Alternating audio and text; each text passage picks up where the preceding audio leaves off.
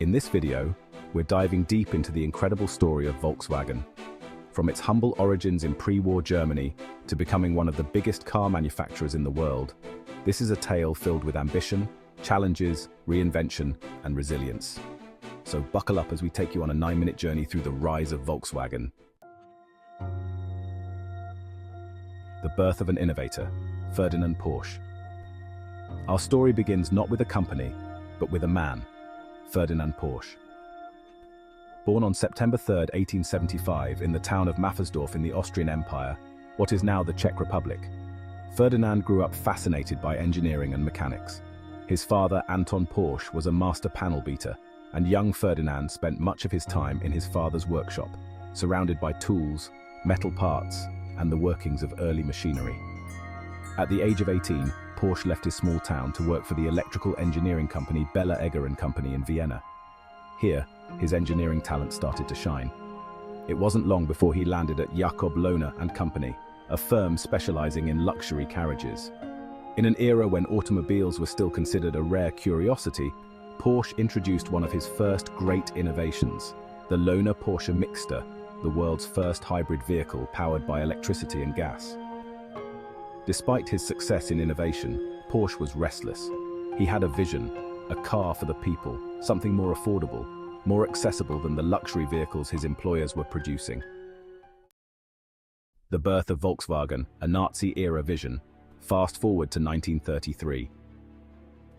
Germany was a country gripped by political and economic turmoil. The Nazis had come to power, and their charismatic leader, Adolf Hitler, had a grand vision for the future. He wanted to unite Germany, boost its economy, and restore its national pride. A key part of that vision? A car for the people, a Volkswagen, literally meaning people's car. Ferdinand Porsche was the man Hitler tapped to make this dream a reality. Hitler was clear in his demands. The car had to be affordable for the average German family, cost less than 1,000 Reichsmarks, have enough space for 2 adults and 3 children, and most importantly, be reliable. By 1938, Porsche's vision of the Volkswagen had taken form. The car was called the Kraft durch Freudewagen, or the Strength Through Joy car. The iconic beetle shape we now associate with Volkswagen was born in that moment. However, mass production was interrupted by the looming shadow of World War II. Instead of becoming the car for the masses, Volkswagen's factory in the newly built town of Wolfsburg shifted its focus to producing military vehicles for the Nazi war machine. Surviving the post-war era, reinvention and revival. After the war, Germany was in ruins, and the Volkswagen factory was a bombed-out shell. The Allies took over, and Britain was tasked with overseeing the Wolfsburg plant. Many assumed Volkswagen wouldn't survive in this new world, especially since much of its association was tied to the Nazi regime.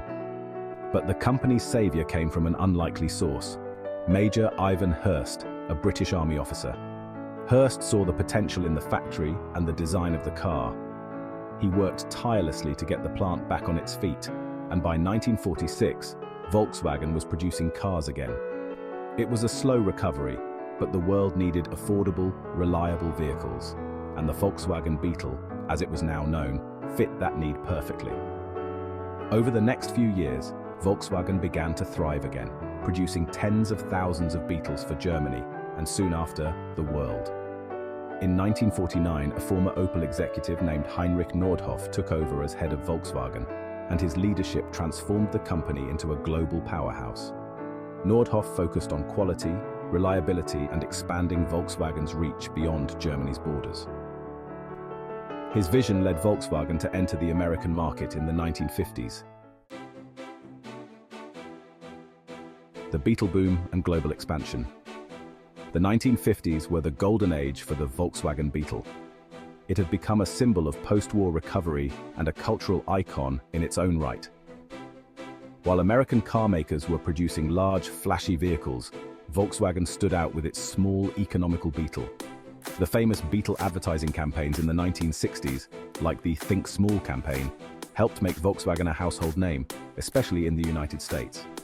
By the end of the 1960s, Volkswagen had built over 10 million Beetles, and it became the best-selling car in history. Volkswagen also expanded its product line. In 1950, it introduced the Volkswagen Type 2, better known as the VW Bus or microbus. which became another cult favorite. Whether it was surfers in California or counterculture activists of the 1960s, the VW bus became a symbol of freedom and non-conformity. The company's growth wasn't limited to the Beetle and the bus. Volkswagen began acquiring other automakers, adding Audi to its portfolio in 1965, which marked the beginning of its transformation into a diversified automotive group. Audi brought with it luxury and performance, positioning Volkswagen for more premium markets in the years to come. A time of challenges, the 1970s oil crisis and beyond. But not everything was smooth sailing for Volkswagen. The 1970s brought new challenges. The oil crisis hit the global economy hard, and people began to shift toward more fuel-efficient cars. This change in consumer behavior forced Volkswagen to innovate beyond the aging Beetle. In 1974, Volkswagen launched what would become one of its most important models, the Volkswagen Golf. Designed by the Italian master Giorgetto Giugiaro, the Golf was the car that would lead Volkswagen into a new era. It had a modern design, front-wheel drive, and was more fuel-efficient, perfectly aligning with the times. The Golf's success proved that Volkswagen could reinvent itself when necessary. The rise of Volkswagen Group acquisitions and the path to leadership. As the 1980s and 90s rolled in, Volkswagen expanded even further by acquiring other brands. After Audi, the company added luxury car makers Bentley, Bugatti, and Lamborghini to its stable, as well as the Spanish brand Seat and the Czech automaker Skoda. By acquiring these companies, Volkswagen transformed from a single brand to a multinational automotive giant, capable of producing everything from affordable compact cars to high-end luxury and supercars. Volkswagen's strategy was clear. It wanted to dominate every segment of the market. And by the time we hit the 2000s, Volkswagen Group was competing with the likes of Toyota and General Motors to be the world's largest automaker. Scandal and reinvention, the Dieselgate crisis. However, no story of success is without its setbacks. Volkswagen's most significant challenge in recent history came in 2015 with the Dieselgate scandal. The company was caught cheating emissions tests by installing software in diesel vehicles that made them appear more environmentally friendly than they actually were. The scandal led to billions of dollars in fines, legal settlements, and a tarnished reputation. For many companies, this might have been the end, but Volkswagen used this crisis as an opportunity for reinvention. In the wake of Dieselgate, Volkswagen made a bold commitment to pivot toward electric vehicles, sustainability, and innovation. It announced its Roadmap E, aiming to launch dozens of fully electric models by 2025. The present and future Volkswagen in the electric age. Today, Volkswagen is no longer just the maker of the Beetle. It's at the forefront of the electric vehicle revolution.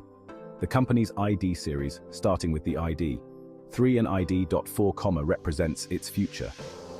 These vehicles show how Volkswagen is transitioning into the new age of transportation, one that's not just about selling cars, but also about mobility solutions and environmental responsibility. Volkswagen has set ambitious goals. By 2030, they aim to have 70% of their sales in Europe be electric vehicles. They are investing heavily in battery technology, autonomous driving, and digital services. A company built on reinvention. From Ferdinand Porsche's vision of a simple, reliable car for the masses to surviving wars, economic crises, and scandals, Volkswagen's story is one of continuous reinvention. The brand has gone from building the people's car under a totalitarian regime to becoming a global leader in the race towards sustainable mobility. What Volkswagen shows us is that no company, no matter how large or successful, is immune to challenges.